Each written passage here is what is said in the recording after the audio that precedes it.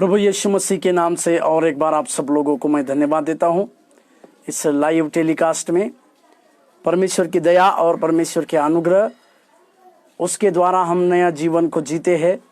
हर दिन परमेश्वर की दया और परमेश्वर की बातें हमें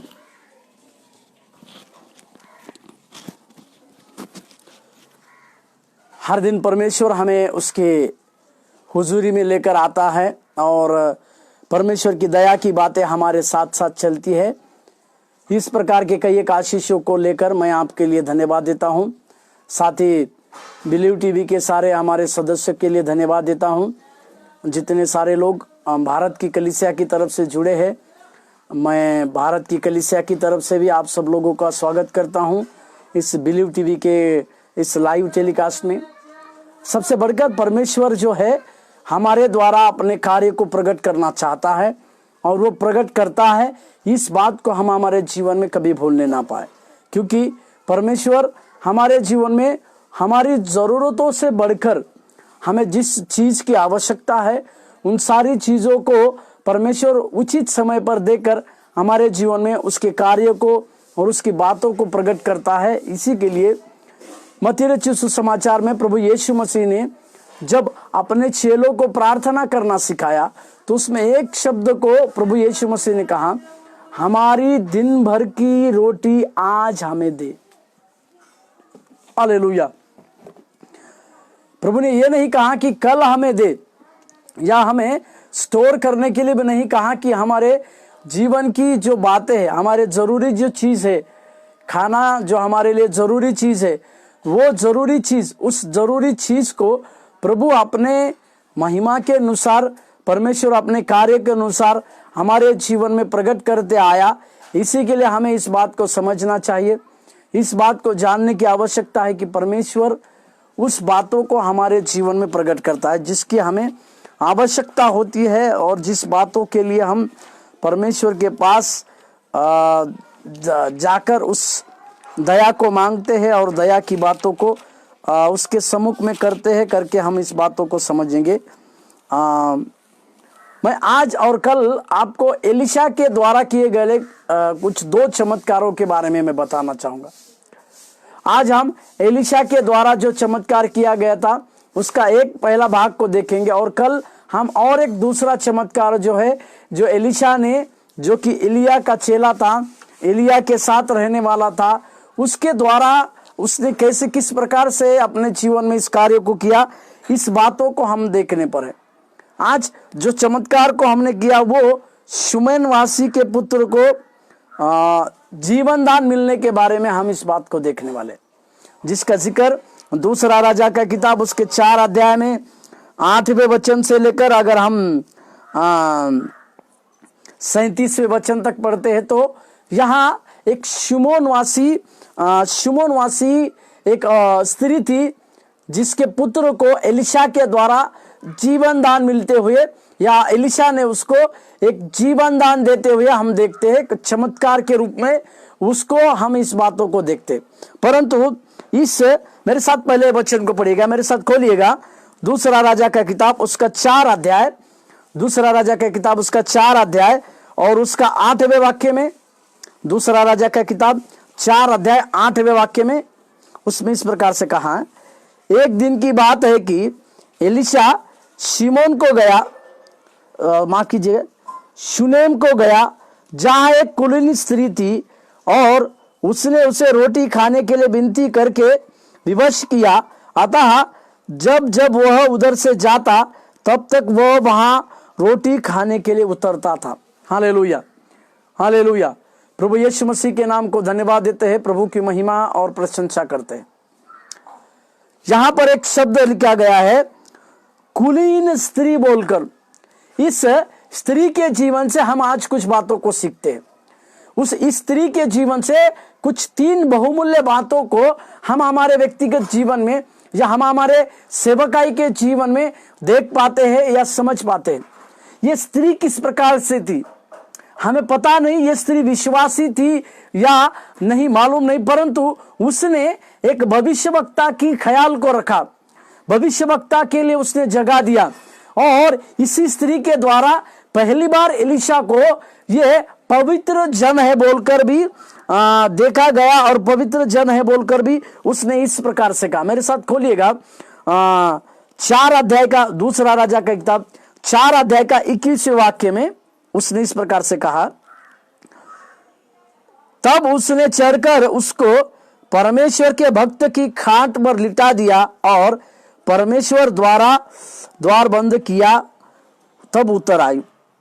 परमेश्वर के भक्त, पहली बार बाइबल में परमेश्वर के भक्त बोलकर हमें इस प्रकार से कहलाते हुए या हमें इस प्रकार से देखते बात कहते हुए हम देखते, यह शुनीम कुलीन स्त्री के द्वारा एलिशा को परमेश्वर का दास या परमेश्वर का जन या परमेश्वर का भक्त जन कहकर पहली बार किसी को कहलाया गया है। इसने इस एलिशा के जीवन में से क्या देखा? उसने उस एलिशा के चरित्र को देखा जो किसी और व्यक्ति से डिफरेंट था। कोई एक व्यक्ति से वो एलिशा जो है एकदम डिफरेंट था, और उसकी बातें, एलिशा की बातें, एलिशा का रहन सहन, ये स्त्री ने बहुत नजदीक से देखा, और इसी के चलते उसने एलिशा को परमेश्वर का भक्त जन इस प्रकार से नाम को दिया। हालेलुया, प्रभु के नाम की महिमा और प्रशंसा। हमें भी आज जब हम दुनिया में जीते हैं, प्रभु यीशु मसीह को अपना कर परमेश्वर के द्वारा परमेश्वर का हमारे जीवन में लेकर जब हम चलते फिरते हैं, तो कई एक लोग हमारे जीवन के द्वारा ये बात कहने पाए कि हम भी परमेश्वर के वो भक्त जन हैं। हालेलुया, प्रभु के नाम की महिमा और प्रशंसा होने पाए। हमें और आपको भी परमेश्वर उस विश्वास योग्यता के साथ चलाए। हमें और आपको भी परमेश्वर उस बहुत बड़े विश्वास योग्य एक दास कहकर समझे, और उसी के अनुसार परमेश्वर हमारे साथ कार्य करने पाए। इस कुलीन स्त्री के जीवन से 3 महत्वपूर्ण घटनाओं को मैं आज आपको बताना चाहता हूं। ऐसी 3 महत्वपूर्ण बातें या ऐसी 3 घटनाएं या माफ कीजिए, ऐसी 3 महत्वपूर्ण बातें जो इस स्त्री के जीवन से हम सीखते हैं, उसी को हम अध्ययन करेंगे। पहली बात है, उस कुलीन स्त्री से हम सीखते हैं, परमेश्वर ने इस विश्वास योग्य स्त्री को एक पुत्र देकर आशीषित किया। हालेलुया, इस विश्वास योग्य स्त्री को, इसको एक विश्वास योग्य स्त्री जानकर परमेश्वर ने एक पुत्र का आशीष दिया। यहां पर मैं एक बात को जोड़ना चाहता हूं। जो लोग परमेश्वर के लिए विश्वास योग्य होते हैं, मेरी बातों को ध्यान दीजिएगा, जो लोग परमेश्वर के लिए अंत तक विश्वास रखते हैं, उन लोगों के लिए परमेश्वर आशीष का कारण बनता है। हालेलुया, प्रभु के नाम की महिमा और प्रशंसा। इसी के लिए प्रकाशित वाक्य के 2 अध्याय को जब हम पढ़ते हैं, तो वहां पर हम इस बात को जानते हैं और इस बात को समझते हैं कि परमेश्वर ये कहता है, जो अंत तक धीरज धरेगा और विश्वास योग्य रहेगा, उसको मैं विजय को दिलाऊंगा बोलकर भी हम देखते हैं और हम समझते हैं।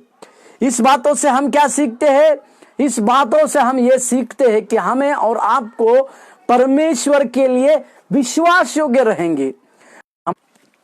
हालेलुया, नेटवर्क के चलते फिर से थोड़ा सा ये होना पड़ा। जो लोग परमेश्वर के लिए विश्वास योग्य होते हैं, जो लोग परमेश्वर के लिए अंत तक धीरज धरकर विश्वास योग्यता के साथ जीवन बिताते हैं, उन लोगों के जीवन में परमेश्वर के द्वारा बड़े बड़े कार्य, बड़े बड़े आश्चर्य कर्म होते हुए हम देखते हैं। इस स्त्री से हम एक बात, पहली बात को देखते हैं कि यह विश्वास योग्य रही, और विश्वास योग्य रहने से उसने आशीष को प्राप्त किया। मेरे साथ खोलिएगा 2 राजा का किताब 4 अध्याय और उसके 16वें और 17वें पद को पढ़िएगा। 2 राजा का किताब 4 अध्याय 16 और 17वां पद। तब उसने, मतलब एलिशा ने, तब उसने कहा, वसंत ऋतु में दिन पूरे होने पर तू एक बेटा छाती से लगाएगी। स्त्री ने कहा, हे मेरे प्रभु, हे परमेश्वर के भक्त, ऐसा नहीं, अपनी दासी को धोखा ना दे। स्त्री, 17वां वाक्य, स्त्री को गर्भ रहा और वसंत ऋतु का जो समय एलिशा ने उससे कहा था, उसी समय जब दिन पूरे हुए तब उसके पुत्र उत्पन्न हुआ। हालेलुया, हालेलुया, प्रभु के नाम की महिमा और प्रशंसा होने पाए। यह स्त्री का जीवन एक विश्वास योग्य था। जो परमेश्वर के लिए विश्वास योग्यता के साथ जीवन बिताते हैं, जो परमेश्वर के लिए सच्चाई के साथ जीवन बिताते हैं, या जो लोग परमेश्वर के साथ साथ अपना जीवन तोलते हैं या विश्वास योग्यता के साथ कार्य में लाते हैं, उन सारे लोगों के लिए परमेश्वर के द्वारा एक आशीष की बातों को प्राप्त करते हुए हम देखते। और ये भजनकार को, भजन संहिता को अगर हम भजनकार को अगर इसी बच्चों के आशीष के बारे में अगर हम पूछते हैं तो वो इस प्रकार से कहते हैं। मेरे साथ खोलिएगा भजन संहिता का किताब, भजन संहिता का किताब उसका 127वां अध्याय, भजन संहिता 127वां अध्याय और उसका 3रा वाक्य। भजन संहिता का किताब 127वां अध्याय उसका 3रे वाक्य में इस प्रकार से लिखा है, देखो लड़के यहोवा के दिए हुए भाग है, गर्भ का फल उसकी ओर से प्रतिफल है। हालेलुया। यहां पर हमने पढ़ा कि बच्चे जो है, लड़के जो है, यहोवा का दिया हुआ प्रतिफल है, और गर्भ का फल जो है वो परमेश्वर के द्वारा दिया हुआ है। इसका मतलब ये है, स्त्री ने अपने जीवन में विश्वास योग्यता के साथ एक परमेश्वर का आशीष को प्राप्त किया, परमेश्वर की आशीषित बातों को प्राप्त किया। इसके लिए हमें और आपको ये बात को समझने की आवश्यकता है कि हमें, जब हम परमेश्वर के कार्य के लिए विश्वास योग्यता के साथ रहेंगे, जब हम और आप परमेश्वर के कार्य में लगातार विश्वास योग्यता के साथ जिएंगे, तो हमारे जीवन में परमेश्वर के द्वारा कई एक प्रकार के आशीषों को, जो शारीरिक आशीष है, भौतिक आशीष है, या दुनियादारी के जो आशीष है, वे सारी आशीषों को हम लोग प्राप्त करते हुए देख पाएंगे। हालेलुया। ये पहली बात उस स्त्री के जीवन से हम देखते हैं कि वो स्त्री विश्वास योग्य रहने के चलते वो अपना आशीष को प्राप्त की। दूसरी बात, परमेश्वर ने उसकी परीक्षा इस प्रकार की कि उसको पुत्र को ले लिया। परमेश्वर ने, इस दूसरी बात को हम इससे सीखते हैं कि परमेश्वर ने उसकी परीक्षा इस प्रकार से ली कि उसने उसका पुत्र को ले लिया। मेरे साथ खोलिएगा दूसरा राजा का किताब 4 अध्याय उसके 18 वचन से लेकर 22वें वचन तक, 18 से 21वें वचन तक, 18 से 21। जब लड़का बड़ा हो गया तब एक दिन वह अपने पिता के पास लवने वालों के निकट गया और उसने अपने पिता से कहा, आ मेरा सिर, आ मेरा सिर। तब पिता ने अपने सेवक से कहा, इसको इसकी माता के पास ले जा। वह उसे उठाकर उसकी माता के पास ले गया। फिर वह दोपहर तक उसको घुटने पर बैठा रहा, तब मर गया। तब वो 21वां वाक्य, तब उसने चढ़कर उसको परमेश्वर के भक्त की खाट पर लिटा दिया और निकलकर द्वार बंद किया, तब उतर गई। यहां पर इस घटना को हम देखते हैं कि परमेश्वर ने उसकी एक प्रकार से परीक्षा ली। उस कुलीन स्त्री की एक प्रकार से परीक्षा हो रही है। परीक्षा क्या हो रही है? जिस प्रकार से इस पुत्र को दिया था, उसी पुत्र को अभी परमेश्वर वापस ले रहा है। इसी परीक्षा को अगर हम अब्राहम के जीवन से भी देखते हैं, उस उत्पत्ति के किताब 22वें अध्याय, मेरे साथ खोलिए उत्पत्ति का किताब 22वें अध्याय,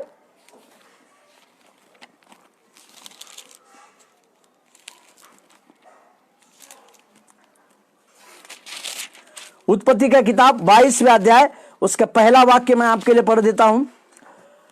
22 का पहला, इन बातों के पश्चात ऐसा हुआ कि परमेश्वर ने अब्राहम से यह कहकर उसकी परीक्षा ली, या उसकी परीक्षा की।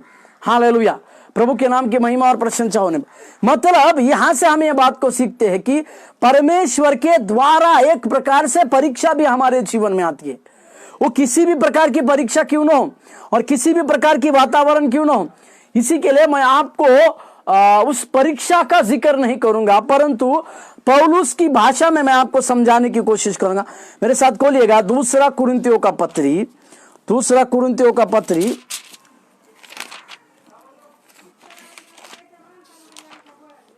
दूसरा कुरिन्थियों का पत्री उसके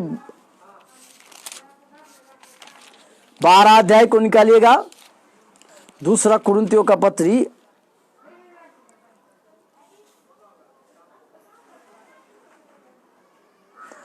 यहां पर पौलुस के जीवन में एक प्रकार की परीक्षा को परमेश्वर ने लाया। मैं इसको परीक्षा का नाम इसी के लिए दे रहा हूं क्योंकि वो जो पीड़ा जो थी वो पौलुस के अंदर थी, इसी के लिए मैं उसको एक परीक्षा का नाम को दे रहा हूं। परमेश्वर परीक्षा लेता है, इसी के लिए पौलुस ने कहा दूसरा कुरिन्थियों का पत्री उसके 12वें अध्याय और उसके 7वें वाक्य में पौलुस इस प्रकार से कहते हैं, इसीलिए कि मैं प्रकाशनों की बहुतायत से फूल न जाऊं, मेरे शरीर में एक कांटा चुभाया गया, अर्थात शैतान का एक दूत ही मुझे खुद से मारे ताकि मैं फूल न जाऊं। 8वां, इसके विषय में मैंने प्रभु से 3 बार विनती की कि मुझसे यह दूर हो जाए। 9वां वाक्य, पर उसने मुझसे कहा मेरा अनुग्रह तेरे लिए बहुत है क्योंकि मेरा सामर्थ निर्बलता में सिद्ध होती है। हालेलुया। मैं इस पौलुस के इस बीमारी को मैं उसे एक परीक्षा के रूप में जोड़ता हूं कि पौलुस इतना बड़ा प्रकाशन वाला व्यक्ति, परमेश्वर के द्वारा परमेश्वर को आमने सामने दर्शन को प्राप्त किया हुआ व्यक्ति, परमेश्वर के नजदीक में रहने वाला व्यक्ति, परमेश्वर से पवित्र प्रकाशनों को प्राप्त करने वाला व्यक्ति, इतना रहने के बावजूद परमेश्वर के द्वारा उसके अंदर एक प्रकार का कांटा लगाया गया था बोलकर हम देखते हैं और समझते हैं। हालेलुया। परमेश्वर के पवित्र नाम की महिमा और प्रशंसा हो। ये कांटा जो है, ये कांटा चुभना मतलब क्या है? ये उसके लिए, पौलुस के लिए एक परीक्षा थी। इससे हम ये बात को सीखते हैं कि परमेश्वर अपने लोगों की परीक्षा को भी लेता है। पर मैं और एक बात को आपको जोड़ना चाहता हूं, परमेश्वर परीक्षा जब लेते हैं, परमेश्वर जो परीक्षा लेते हैं तो हमारी उन्नति के लिए लेते हैं, हमारे जीवन की बढ़ोतरी के लिए लेते हैं, हमारे जीवन के आशीषों को खुलने के लिए लेते हैं। परंतु जब शैतान हमारी परीक्षा लेते हैं तो शैतान हमें गिराने के लिए हमारी परीक्षा लेते हैं। इस बातों को हमें समझने की आवश्यकता कि उस स्त्री की एक प्रकार से परीक्षा हुई, इस बातों को हम सीखते। तीसरी एक महत्वपूर्ण बात, तीसरी, वह परमेश्वर के वचन से लिपटी रही और परमेश्वर ने उसके पुत्र को जीवन दान दिया। हालेलुया। वो परमेश्वर के वचन के साथ लिपटी रही, परमेश्वर के दास के साथ लिपटी रही, परमेश्वर के ऊपर उसने भरोसा को, अंतिम भरोसा को रखा। इसी के चलते हुए वो स्त्री जो है अपने पुत्र को जीवन को प्राप्त कर। मेरे साथ खोलिएगा दूसरा राजा का किताब 4 अध्याय का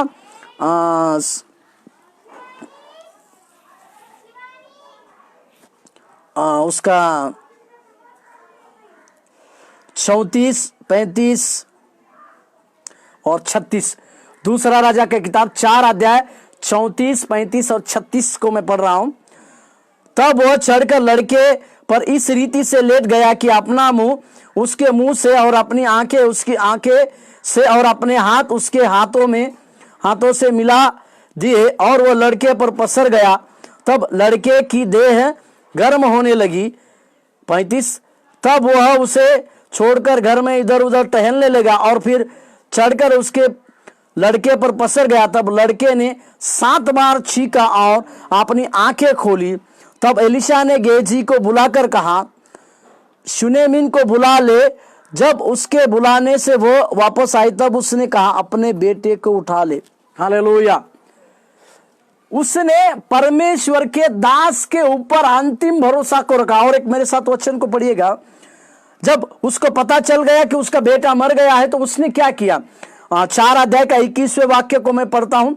4 अध्याय 21वें वाक्य को, 22वें वाक्य को, 4 अध्याय 22। तब उसने अपने पति से पुकार कर कहा, मेरे पास एक सेवक और एक गधी तुरंत भेज दे कि मैं परमेश्वर के भक्त के यहां झट हो आऊं। ये बातों को क्या समझते कि इस स्त्री ने परमेश्वर के वचनों को ऊपर विश्वास रखा, इसने परमेश्वर के ऊपर विश्वास रखा और इस स्त्री ने अंतिमतः प्रभु के ऊपर ही विश्वास को रखा। इसी के चलते, इसी के कारण उसने जो है अपने पुत्र को जीवित पाया। हालेलुया। आज भी हमारे जीवन में कई एक प्रकार की परीक्षाओं के संदर्भ में जब हम कई एक प्रकार की परीक्षाओं का सामना करेंगे तो हमारा विश्वास परमेश्वर के वचन के ऊपर होना चाहिए। हमारा विश्वास अंतिमता उस परमेश्वर के ऊपर रहना चाहिए। जब हमारा विश्वास उस परमेश्वर के ऊपर अंतिम रीति से होगा तो हमारे लिए जो असंभव बातें हैं, जो हमारे लिए पहाड़ जैसी असंभव बातें हैं, वे सारी असंभव बातें प्रभु में हाँ होगी। हालेलुया। और यही बात इस स्त्री के द्वारा, इस स्त्री के जीवन में होती है। और मैं और एक बात, कई बार परमेश्वर जो है विश्वासियों को दुख में, परीक्षाओं में गुजरने देता है ताकि वे फिर बाहर आए। और कभी कभी हमारे जीवन में विश्वासियों को परमेश्वर जो है ऐसी ऐसी कठिनाइयां, ऐसे ऐसे दुख में, ऐसी ऐसी परीक्षा में डालते हैं जो हमारे समझ से बाहर होती है, जिसको हम इब्रानी की किताब उसका 11वां अध्याय में अगर हम उसकी सूची पढ़ेंगे तो परमेश्वर ने उसमें सारे प्रकार के लोगों की सूची को दिया है। उसी प्रकार से आयुब के जीवन में हम पहला और दूसरा भागों को पढ़ते हैं, पहला अध्याय और दूसरा अध्याय को अगर हम पढ़ते हैं तो वहां पे आयुब के जीवन में परमेश्वर ने एक ऐसी परीक्षा ली, आयुब की एक ऐसी कठिनाइयों का सामना पड़ा, आयुब के जीवन में ऐसी दुख भरी बातें आई, उन सारी बातें जो है आयुब उसके समझ से बाहर आए। परंतु बाद में परमेश्वर अपने प्रेम, अनुग्रह और दया को अनुभव करता है ताकि सारे लोग विश्वास में दृढ़ हो जाए। परंतु आखिरी में परमेश्वर अपनी प्रेम, अपना अनुग्रह, अपनी दया, इन सारी बातों का अनुभव विश्वासियों के जीवन में करता है ताकि वे सारे विश्वासी अपने जीवन में एक दृढ़ता की बातों को करें। मेरे साथ खोलिएगा भजन संहिता का किताब 25 का 10 अगर हम पढ़ते हैं, भजन संहिता का किताब 25वें अध्याय और उसका 10वां वाक्य। भजन संहिता का किताब 25 का 10।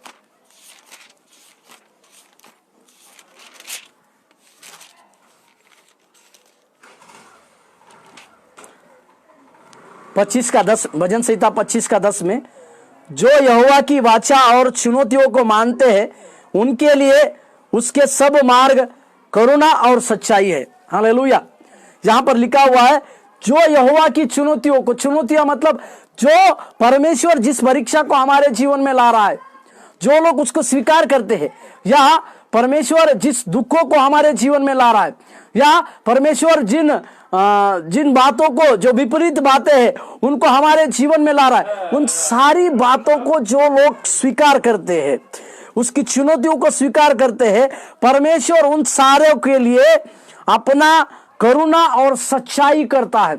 उनके लिए परमेश्वर करुणा और सच्चाई की बातों को लगातार करता है। इसे हमें और आपको समझने की आवश्यकता है और जानने की भी आवश्यकता है। उसी का 25 का 10 अगर हम पढ़ते हैं, 18 अध्याय का 25वें वाक्य को, भजन संहिता का किताब 18 अध्याय का 25वें वाक्य, दयावंत के साथ तू अपने को दयावंत दिखाता और खरे पुरुष के साथ तू अपने को खरा दिखाता है। मतलब जो व्यक्ति परीक्षा में खड़े होते हैं, चुनौतियों में खड़े रहते हैं, और कई एक प्रकार के दुख और दुखी वातावरण में भी जो लोग खड़े होते हैं, उन सारे लोगों के जीवन में परमेश्वर अपनी दया को दिखाते हैं, परमेश्वर अपने अनुग्रह को दिखाते हैं। इस बातों को हमें और आपको समझने की आवश्यकता है। मतलब जो कठिनाइयां, जो परेशानियां, जो चुनौतियां, जो परीक्षाएं परमेश्वर हमारे जीवन में लाता है, वे हमारे समझ से तो बाहर है, परंतु अंत में परमेश्वर उसके प्रेम, उसके अनुग्रह, उसकी करुणा के द्वारा इन सारी बातों में हमें एक नई प्रकार से आशीष देता है। जैसे रोमियो का किताब में पौलुस ने कहा 8 के 28 में, रोमियो का, मेरे साथ और एक वचन पढ़िएगा, रोमियो का पत्री उसके 8वें अध्याय का 28वां वाक्य में, जहां पे पौलुस ने एक सुंदर बातों को लिखा। वो इस प्रकार से कहते हैं कि हम जानते हैं कि जो लोग परमेश्वर से प्रेम रखते हैं उनके लिए सब बातें मिलकर भलाई को ही उत्पन्न करती है। हालेलुया। मतलब यहां पर पौलुस इस बातों को कहते हैं कि जो लोग परमेश्वर के ऊपर विश्वास रखते हैं, या जिन लोगों के जीवन में परमेश्वर प्रेम करता है, उन सारे लोगों के जीवन में परमेश्वर भलाई को ही प्रकट करता है। हालेलुया। परमेश्वर भलाई को ही उत्पन्न करता है, इसके लिए हमें इस बातों को समझने की आवश्यकता है। उसी के साथ अगर इब्रानी का पत्री 11:6 में इस प्रकार से लिखा है कि जो लोग परमेश्वर के पास आते हैं उनको इस बातों को जानने की आवश्यकता है। मेरे साथ खोलिएगा इब्रानी का पत्री 11:6 में लिखा है, और विश्वास बिना उसे प्रसन्न करना अनहोना है, क्योंकि परमेश्वर के पास आने वालों को विश्वास करना चाहिए कि वह है, और अपने खोजने वालों को प्रतिफल देगा। हालेलुया। खोजने वालों को प्रतिफल देने वाले परमेश्वर के पास जब हम आते हैं तो परमेश्वर हमारे जीवन में नया कार्य करता है, नई आशीषों को देता है। ये 3 बातें जो है इस कुलीन स्त्री के जीवन से देखते। पहली बात, वो विश्वास योग्य रही और उस विश्वास योग्य रहने के द्वारा उसने आशीष को प्राप्त किया। दूसरी बात, परमेश्वर ने उसके पुत्रों को लेकर उसकी परीक्षा को की। तीसरी बात, वो परमेश्वर के उस वचन को थामे रखी, परमेश्वर के उस बातों को थामे रखी और अपने पुत्रों को जीवित प्राप्त की। और मैं ये बात को बतलाने के लिए चाहा कि परमेश्वर कई एक प्रकार की विपरीत परिस्थितियों में विपरीत परीक्षाएं हमारी जब लेते हैं तो उसका मतलब ये होता है कि परमेश्वर हमें उन्नति देना चाहते, हमें सेवकाई की बढ़ोतरी करना चाहते, हमारे आत्मिक बढ़ोतरी करना चाहते। इसी के लिए भजनकार के उस किताब से जो चुनौतियां स्वीकार करते हैं उनके लिए करुणा और सच्चाई का कार्य भी परमेश्वर करता है। आइए हम प्रार्थना करें। दयानिधि प्रभु, हम धन्यवाद और स्तुति महिमा प्रशंसा करते हैं। तू दयावंत परमेश्वर है, तू अपनी दया के अनुसार हमारे जीवन में कार्य करता है। इसके लिए हम तेरी ओर आते हैं प्रभु। जब हमारे जीवन में परीक्षाएं आए, तो उसे चुनौतियां आए, तो उसे आपकी आज्ञाकारिता के अनुसार हमें स्वीकार करने के लिए एक मन को दीजिए प्रभु, ताकि प्रभु जी अंत में आप अपना प्रेम, आपके अनुग्रह और आपकी भलाई के साथ परमेश्वर आप हमारे जीवन में उन आशीषों को भी आप दे जिनके लिए हम वारिस हैं या जिनके लिए हम हकदार बनते हैं। प्रभु, आपकी दया के अनुसार हमारे जीवन में कार्य होने के लिए भी हम प्रार्थना करते हैं। तो अपनी सामर्थ और अपना कार्य हमारे साथ सदैव करने के लिए प्रार्थना करते। तो आशीष दे और अगुवाई कर, यीशु मसीह के नाम से मांगते हैं, आमीन। प्रभु आपको आशीष दे। धन्यवाद।